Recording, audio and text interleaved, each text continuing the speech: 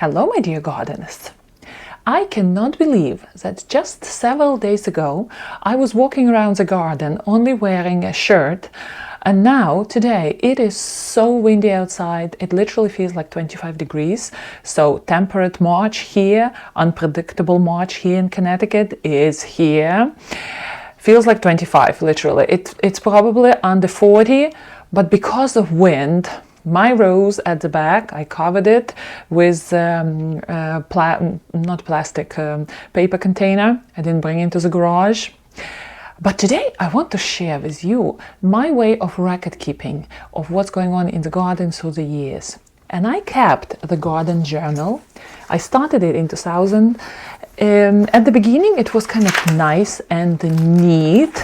I was putting articles here which I really liked, plants which I really liked, my plans about the garden, and now it's really kind of nice to look through all these pages and see what was happening. Like here I was researching Japanese holly, and here I was doing research on boxwoods, which boxwoods to do. I will show you here. Look at this. This was in 2021. I was doing the planning of my garden at the back. So it's kind of nice to look through and see what was planted where and what year. For example, it says I bought 100 boxwoods in 2021. So now I know, I kind of forgot it, but now I know that all my boxwoods around the garden, the small babies, they are almost 5 years old. Well, several years later, my gardening journal became a little bit poorly kept.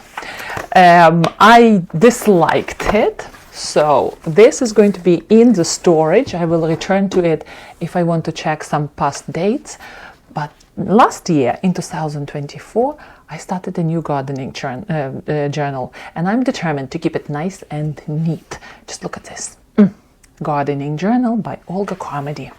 Lovely, lovely. And today I'm sharing with you my favorite way of keeping records in the garden from year to year. Because, you know, past mistakes can bring us into successful future, right? As long as we remember those mistakes, we keep track of them, we keep track of plants which we planted, and then have a feedback how they did through the years. Then we are not going to make the same mistakes over and over again.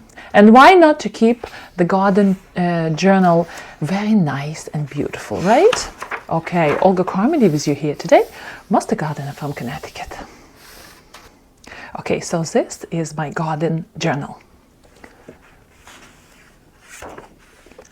And of course, what should be at the center of it but beautiful rose, right? Wonderful. So this was my review of seeds for 2024. You see, I decided that I'm going to keep everything what I bought for that year, new seeds, on this side with kind of clear description what they are. And then on another side, I'm going to keep the reviews at the end of the year. Well, my last year was kind of tricky. I was out of the garden a lot. So we have a lot of did not plant out this year.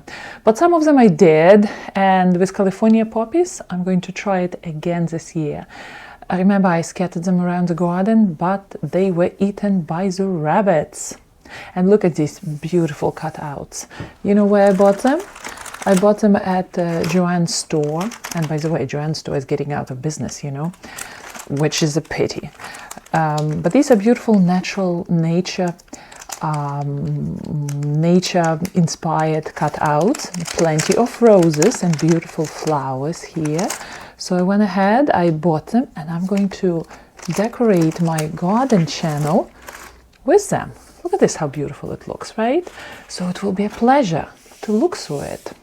So in 2024, I got into cement containers and hypertufa containers. So here I have all sorts of research what I did on it, and there is a recipe for the cement containers. Then I invested into quite a lot of bulbs for 2025, and I like to have a visual of all of them. So here they are. And then when we turn the page, here is a new page for seeds for 2025, and I'm going to put a nice birdie right here, and then little flowers somewhere here, and mushrooms. Maybe at the bottom right here.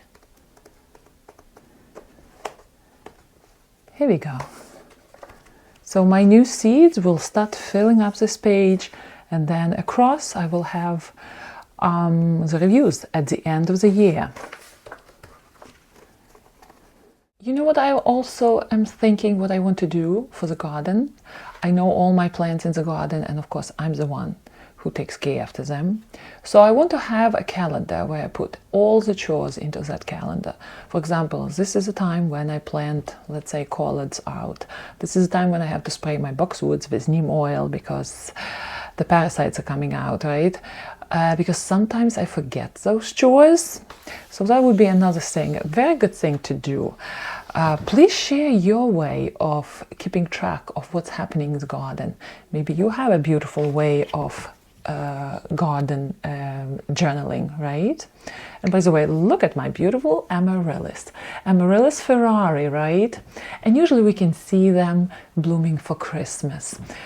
I decided to put it into dormancy a little bit later since we were out of the country for Christmas. And when I came back, I put it out of my basement, put it on the windowsill, and look, my amaryllis is ready to flower now, which is kind of nice because garden is still fairly bare, right? There's not much happening in the garden. It's all in the future. It's all the gardener dreams. But amaryllis is going to bloom now. I actually like it better this way. During these somewhat dry, colorless, well, I can't really say colorless days of March, but let's say the months of anticipation, right? It would be great to look at beautiful red amaryllis flowers. My dear gardeners, we will see you in our next video. Happy gardening!